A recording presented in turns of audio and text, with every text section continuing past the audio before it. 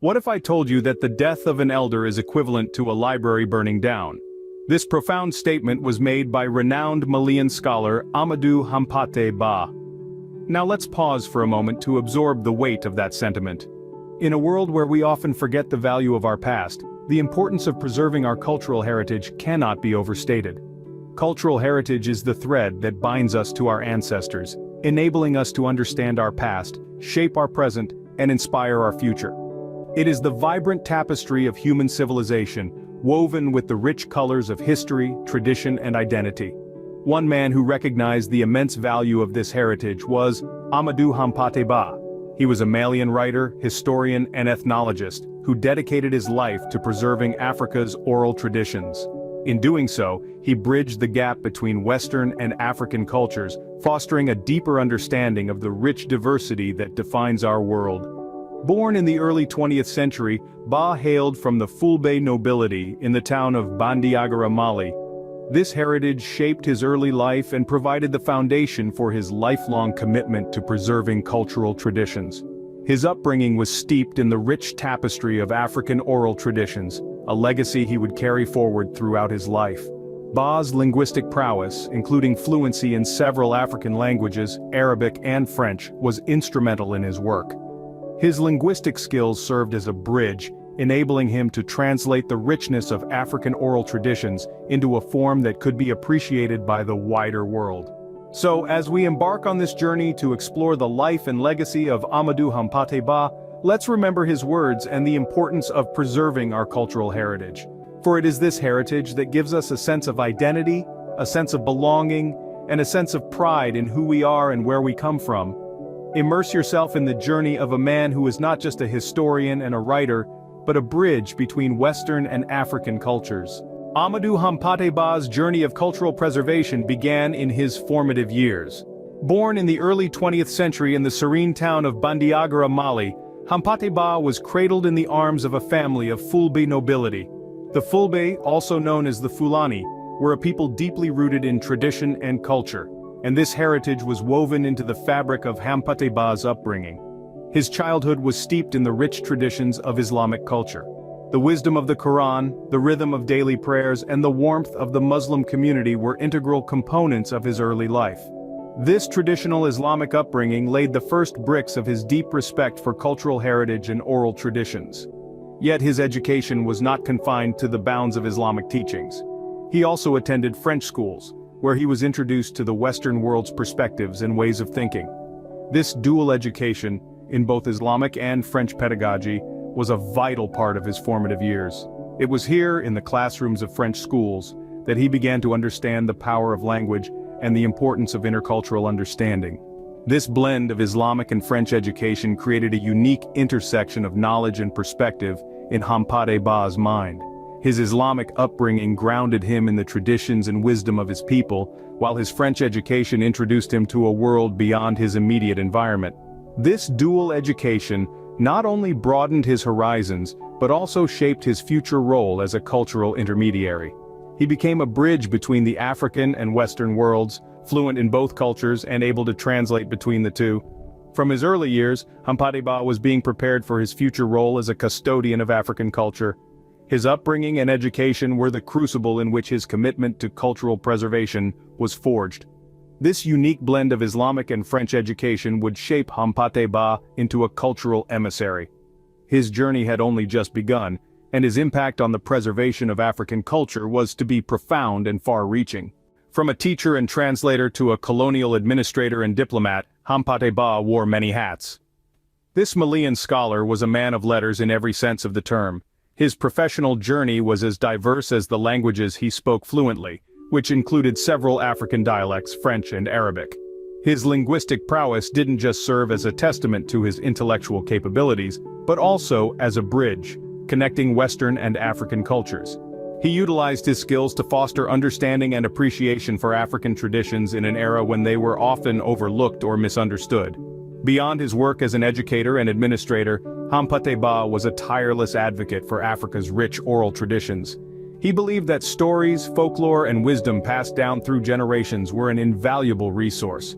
This belief was so ingrained in him that he once famously remarked, "In Africa, when an old person dies, it is like a library burning."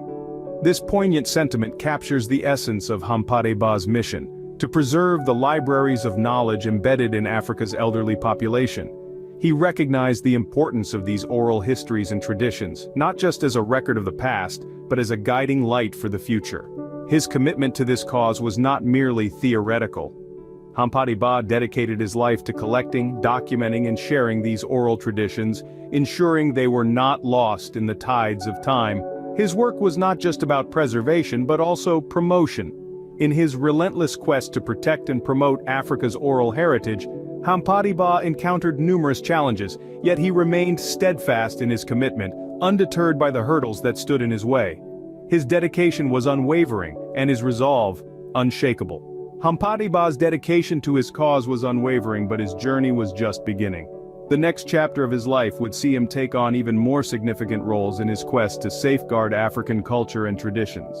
Hampâté Bâ's influence extended beyond academia and into the political sphere. Indeed, he was not just a scholar and an advocate for cultural preservation, he was also a diplomat. His unique linguistic skills and deep understanding of both Western and African cultures made him an invaluable asset for Mali, his homeland. Hampâté Bâ served as an ambassador for Mali, representing his country on the global stage. He worked closely with Modibo Keïta, Mali's first president, post their independence in 1960. Together, they navigated the complexities of a newly independent nation, striving to forge a unique identity for Mali that was deeply rooted in its rich cultural heritage.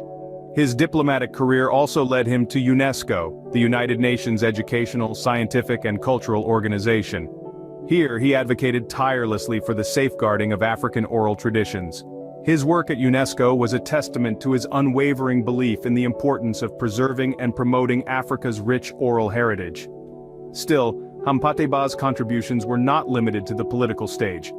He was also a prolific writer, expressing his thoughts and ideas in both French and his native languages. His literary contributions provide invaluable insights into African societies during the colonial period.